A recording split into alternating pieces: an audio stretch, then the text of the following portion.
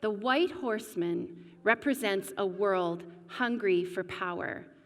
We hear here echoes of the hoofbeats of Hitler, of Stalin, of the European colonization of Africa and Asia and India.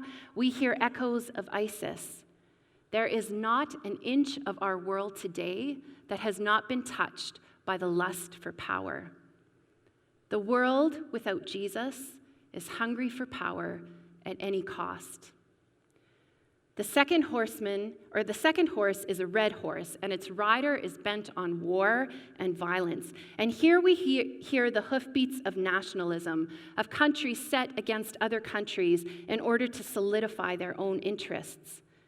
We hear the brokenness and displacement and anger that is so deep that it erupts in our world in violence. We have heard its hoofbeats in Rwanda and Yugoslavia.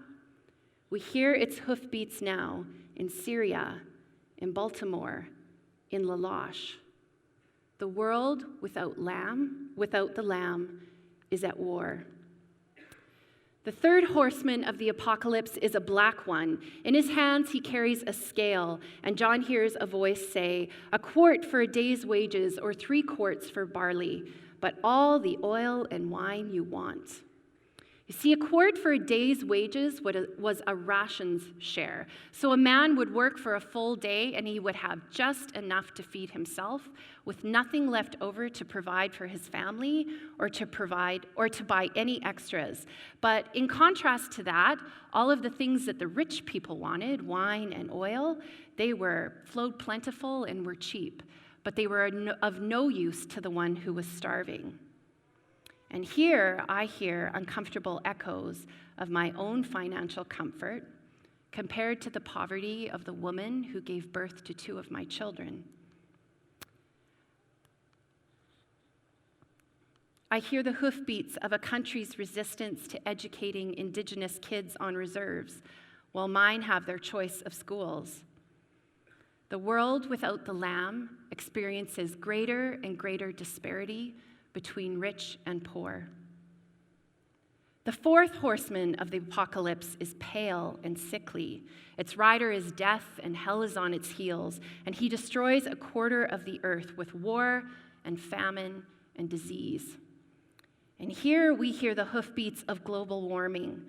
We hear the echoes of our country so off-kilter that our people are dying of illnesses because of lack of participation in their very lives. We are sedentary, afraid. We satiate our bodies with whatever we want, and yet we have anorexic souls. The world without the Lamb leads to sickness and death. We would rather kick over the cosmic chessboard. And here's the good news in that this is actually the kingdom coming in us. Because you see, when we cry, "Come, bring your kingdom, hallow your name, do your will," we must expect that the horseman will ride in the world, but also in us. You see, judgment is brought on when God leaves the world to its own devices. On our own, the world implodes. We destroy ourselves. This is judgment, that when we reject the Lamb and his ways, we destroy ourselves. We tell God we would like to hold it all together, and so he lets us. And the result is chaos. We assassinate presidents. We throw our weight behind repressive systems. We go to war. We fly airplanes into towers. It is not God who does these things. It is the world without God that does these things. It is us without God who do these things. It is our rejection of the Lamb that leads to this judgment, not his rejection of us. Sealing also means being singled out for something. It means being singled out for rescue. As the multitude stand before the throne of the Lamb, they cry out to God, "Salvation to our God on the throne, salvation to the Lamb." And salvation here means the victory through which salvation is won. It means the Lamb has rescued them. But This rescue is not a rescue from the pain of the riding horseman. This rescue is not the rescue from living in the realities of a world that is not yet fully redeemed. No, it is rescue from the futility of living in that world.